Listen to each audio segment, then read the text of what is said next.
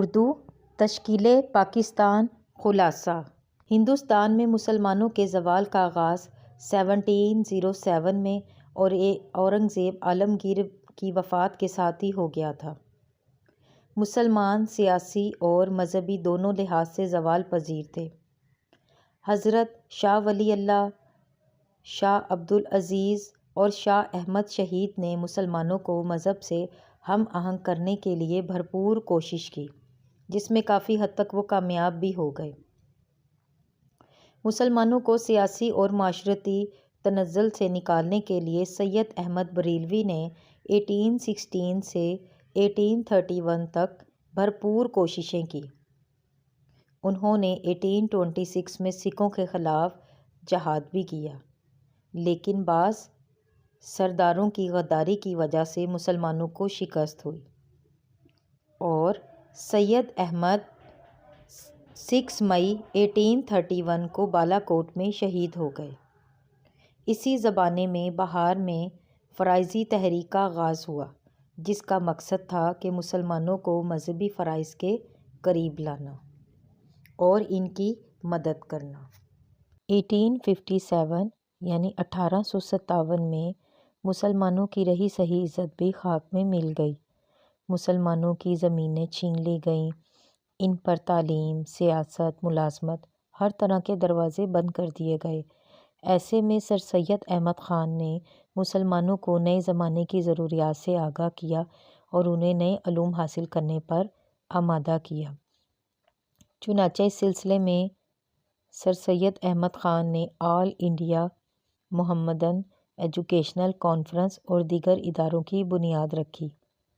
1898 میں جب آپ کا انتقال ہوا تو قوم اس وقت تک جاگ چکی تھی۔ سر سید کے بعد ان کے دوستوں نے بھی ان کے کام کو جاری رکھا۔ محسن الملک نے علی گڑھ کالج کو ترقی دی۔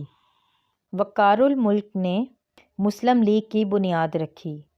حالی کی مسدس نے مسلمانوں میں نیا جوش پیدا کیا۔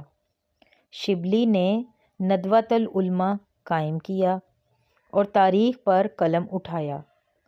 امیر علی نے انگریزی تصانیف کے ذریعے مغربی حلقوں میں اسلام کی وقت پیدا کی۔ اس دوران مسلمان قدامت پسند اور جدت پسند دو حصوں میں بٹ گئے۔ علامہ اقبال قدیم اور جدید دونوں علوم پر گہری نظر رکھتے تھے۔ آپ نے خودی کو پہچاننے پر زور دیا، یعنی مسلمانوں کو کہا کہ خود کو پہچانو، اور اطاعت، ضبط نفس اور نیابت الہی کو خودی کی منزل قرار دیا۔ مسلمان اپنے رہنماؤں کی پکار سن کر ترقی کی راہ پر چلنے لگے۔ چنانچہ دسمبر 1906 میں مسلم لیگ قائم ہوئی۔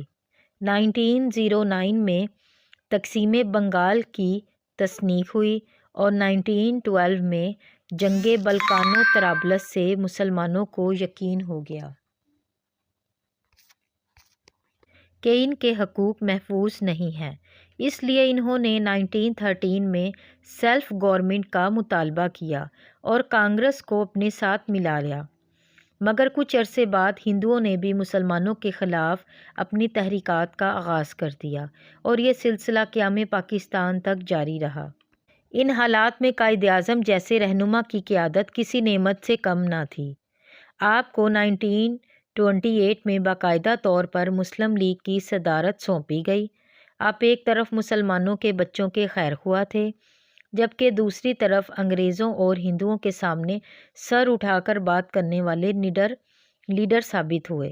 آپ نے 23 مارچ 1940 یعنی 23 مارچ 1940 کو قرارداد لاہور کی قرارداد منظور کی، یعنی مسلمان پاکستان کے لیے ہندوستان کے ایک حصے میں ایک خود مختار حکومت اور ایک جداگانہ آزاد وطن کے قیام کا شاندار منصوبہ بنایا۔ پھر 1945 میں شملہ کانفرنس ناکام ہوئی۔ 1945 سے 1946 میں موسم سرما میں انتخابات منعقد کروائے گئے۔ فروری 1947 یعنی 1947 میں فیصلہ کیا گیا کہ جون 1948 یعنی 1948 تک ہندوستان خالی کر دیا جائے گا۔ بالآخر 14 اگست 1947 یعنی 1947 کو پاکستان مارز وجود میں آیا۔ مسلمانوں کا نصب العین اسلام ہے۔ قیام پاکستان میں یہ سوچ کار فرما تھی کہ اسلامی اصولوں کے مطابق زندگی بسر کی جائے گی اور مساوات، اخوت اور رواداری سے زندگی گزاری جائے گی۔ یہی پاکستان کے قیام کا مقصد تھا۔